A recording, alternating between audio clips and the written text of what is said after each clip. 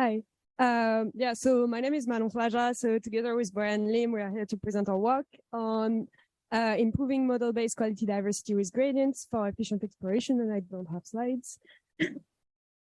Okay, so our work is based on quality diversity algorithm, which are a type of evolutionary algorithm that aims to find like population of high-performing and diverse solutions. So if you take most of the open-ended process, such as natural evolution, but also the human technology evolution, in most of this process, the coexistence of many solutions that are diverse and different is one of the reasons why you're able to survive some catastrophes, to encounter new situations, and to actually have this kind of open-ended process. But it's also one of the reasons why you can find some stepping stones that leads you to even more performing solution that you would probably struggle to find with direct optimization algorithm. And so quality diversity is based on this intuition that diversity is crucial to actually have increasing complexity and increasing intelligence in a search process. And so it has been applied to many different type of domains. So for example, to solve hard exploration tasks with GoExplore in 2021, also to recover in robotics from damage. So applying this greedy algorithm to downstream tasks where you have a damaged robot and continue to work with that robot. And also to generate some content, for example, in this case, for open-ended learning. But one of the main limitations of this quality diversity algorithm is actually that they're really sample inefficient. So they're actually really costly in evaluation to get your final population of diverse and high-performing agents. So one of the things we want to address today is how can we make this quality diversity algorithm more efficient using less sample to learn those final population. And before I go into the algorithm itself, so maybe just to give a bit of background of everything we're doing. So in this specific work, we're considering what we call the reinforcement learning setup. So in which you have an agent that is acting in an environment. And at each time step, your agent is going to take an action in the environment. And in exchange for that, get a reward and also what is the current state of your environment. So in the following, I'm going to use this little square to represent the policy, so the way the agent acts in the environment. This arrow would be the trajectory. So your agent is performing a full trajectory, a full episode of this time step-based action and reward. And as we're talking about population of those policies, so this would be the population of policy that we use in quality diversity. And for each of the agent or policy you evaluate in the world, you would actually get a fitness, which is the sum of the rewards. So basically how good your agent is performing, and what we call a behavior descriptor, which quantify the behavior induced by your policy, and that allows to quantify the novelty of a given agent with respect to the existing ones. So the standard quality diversity algorithm is called map elites. And the idea is you have this population. At the start, you randomly initialize it. And then after that, you're going to process by generation, where you select from your current population. You use mutation or perturbation to change slightly this individual that you would then evaluate in your real world. And for each evaluation, as I was saying, you would get a fitness, quantification of the quality of the solution, and a behavior descriptor, a quantification of the diversity of your solution. And then you will try to add back this individual that you just evaluated into your population, and you will add them back only if they improve the quality or the diversity of your final population. And so the main limitation factor in this loop, and the one we're going to focus on today, is this perturbation step. So the problem with this perturbation step is that it's totally undirected. So it's like the normal mutation you're used to in evolutionary computation. It's really great for exploration, but it's actually really sample inefficient. And the main reason why it's actually sample inefficient is because this individual that you perturb, you need to evaluate all of them in the real world, and that would cost one sample each time. So one of the first change we propose to address this first problem is actually to use dynamic model. So to model the world to be able to get an estimate of the fitness and descriptor that your individual would get if you actually evaluate them. And this mutation based on this dynamic model is actually also good for exploration. You're still using this undirected mutation, but it's way more sample efficient because you're not actually performing the sample in the real world. So if you take back this loop that I just described, which is the standard QD loop, what you would do is here, you would had this step fully inside the imagination of this dynamic model, where you copy your population and you perform a few of the exact same loop, but fully using the model for the evaluation. And this way you can select only the more promising one to be finally evaluated in the real world and try to add them back to the population. So this way, the imagination acts as a filter for the solution to filter only the solutions that are really promising to evaluate them in the real world. So that was the first modification we did. So this is actually a paper called Dynamic Award Quality Diversity that was published by Bryan a few years ago. But the original paper was using only low-dimensional controller and open-loop controller. So in this work, we're proposing to apply it to actually a high-dimensional, more complex scenario. And so this is the first idea, but actually there is still one limitation, which is that you're still doing only undirected mutation. And so if you want to apply that to a high-dimensional search space, which is what we're trying to do here, then you have this problem that it has really poor exploitation. And to overcome the second issue, what we did is that we took inspiration from reinforcement learning, and we took part of the reinforcement learning algorithm, more specifically the off-policy TD3 algorithm. And so we're learning the critique that is normally used in reinforcement learning to build gradient-based mutation for a solution. So if you take back the DAQD loop that I saw before, we're adding one step where part of the solution that are taking out of this imagination step are actually modified using gradients to become better solution to actually exploit the objective we're trying to follow. I'm gonna leave.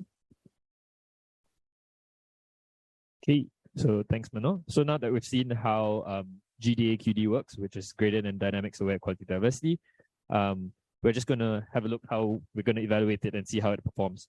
And so we evaluate our algorithm basically on hard exploration environments. And in particular, we focus on the settings where you have deceptive rewards. So in this particular case, or in these three environments that we consider, for example, in the ant trap, the goal of the ant is to move forward as fast as possible. However, you can see that would bring you into a trap, and hence we call that a deceptive reward. And in the ant maze environments or the maze environments, basically the agent is rewarded for minimizing distance from its position to the goal. However, if you directly minimize this distance, you end up again trapped. So hence both of these, all these environments basically contain what we call deceptive rewards. And so we basically focus on these types of environments. Okay, and so basically we aim to answer these couple of questions here and also make some observations by evaluating GDAQD. So the first question we obviously want to answer is basically, does our approach work? Does it make quality diversity algorithms more sample efficient in high dimensional domains, such as the one we're considering, where we want to basically optimize a large neural network to solve these tasks? So first of all, we can see that actually, given a fixed evaluation budget, we can see that GDAQD actually helps improve both exploration and exploitation efficiency. So this is given a fixed evaluation budget, and we run all the algorithms given the same evaluation budget. And so we compare against other QD approaches, quality diversity approaches, such as MapElites and PGA MapElites, which just contains the gradients but no dynamics models or world models. We compare also against intrinsic motivation approaches such as novelty search, and also diversity-based RL methods such as DIAN and SMIRL. We also compare against just traditional pure objective-based methods like evolutionary strategies, TD3 and SEC. And we can see that basically in this plot here, each point in the plot corresponds to a policy in the population. And so you can see that basically the diversity or the coverage that we get in the end from GDAQD enables this ant trap task to be solved compared to some of the baselines that we considered. So this is just a quick snippet of, for example, solving the ant trap task and going around it. So as you can see that because of the quality diversity method, we have diversity considered in our task. It doesn't get trapped inside the deception of the reward that we're considering in this task. So we also try this again and we also kind of like observe similar results across the rest of the environments here, again with the maze environments, where we can see that a lot of the objective based methods kind of get stuck inside this, minimizing this distance to the goal, and it ends up getting stuck. Whereas basically the quality diversity methods start to move around the deception. However, you can see that because of the efficiency of our proposed method, we kind of get to that place faster. So we can also see this kind of improvement quantitatively. So for example, in quality diversity, what we usually consider is what we call a QD score, which is essentially the sum of the fitnesses across the entire population. So basically, because the population size is fixed, and so if all your population basically contains high fitness individuals, the sum of them will result in a higher score. And so we can see that our methods basically achieve almost in the end trap task at least, you can see where the baselines kind of get stuck in the trap. They reach some kind of convergence at like 200, but you can see that our approach kind of breaks past that because it managed to break through the trap. Whereas in simpler environments, for example, like point maze, you can see that all the methods solve the task. It's just that we solved it a bit quicker because of the efficiency of the approach. And so now the second question that we want to answer is actually how important is the gradients, or how important are the gradient-based operations or updates? And so in order to study this, we actually look at we want to vary the proportion of gradients that we apply as mutations or as perturbations when we want to evaluate our solutions. So for example, this probability of applying the policy gradient approach is kind of like just a percentage of the number of solutions in that generation or that batch that we will basically evaluate that come from policy gradient updates, whereas the converse is coming just from the undirected mutations in imagination. And so basically we can vary this number all the way from 0 all the way up to a very large number, 0 meaning we don't apply any policy gradients at all. So we can see that policy gradients are important. However, if you apply too many of them, you end up basically in a setting where you kind of converging to the more objective-based approach where you just kind of try and exploit too much. And this kind of makes sense in the hard exploration task, for example, where exploration is important. If you do too much exploitation, you basically just waste all your policy gradient approaches and it becomes detrimental and less sample efficient again. And so actually we see something just like 10% here of policy gradient updates is actually already sufficient in order to give you the best performing results compared to something like 50% or 90% of policy gradient updates. So in summary, not too many policy gradients, and maybe something adaptive in the future would work better depending on the status of your algorithm. Lastly, we also want to make a point here about using quality diversity as effective data generators. And I think in the community, at least for quality diversity, this has increasingly become an interesting aspect of QD algorithms, especially when used together with deep learning models, in our case, a dynamics model and a critic. And so we just want to highlight this as well. So in order to study this, actually, because there is this quality diversity loop happening in imagination, which is basically generating diverse and high performing solutions, although using the surrogate model, we actually can vary how we train the dynamics model. So how we train the dynamics model is basically coming from the transitions that we collected in the real world, and we try and update the dynamics model based on the data that we have collected. So basically we can update the model using all the data we collected, meaning both from the policy gradient transitions and also from the transitions just given by the QD algorithm that comes from imagination once we evaluate them. Or we can just consider the evaluations or data that we collect from policy gradient transitions, or just the ones that come from quality diversity themselves. And so basically, if we conduct this study, we can see that if you use all the transitions or only QD transitions and only PG transitions, and in this case, we actually see that using only quality diversity transitions or data that come from the quality diversity algorithm actually result in the highest performing results.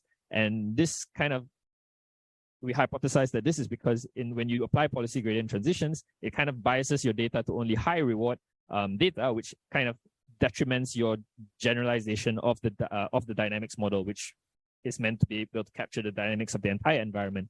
And so we think here that there is kind of like a cool idea here that we can see quality diversity generating both diverse transitions that are also high performing in order to increase the generalization of the dynamics model that we're trying to learn in order that increases the performance of the entire algorithm.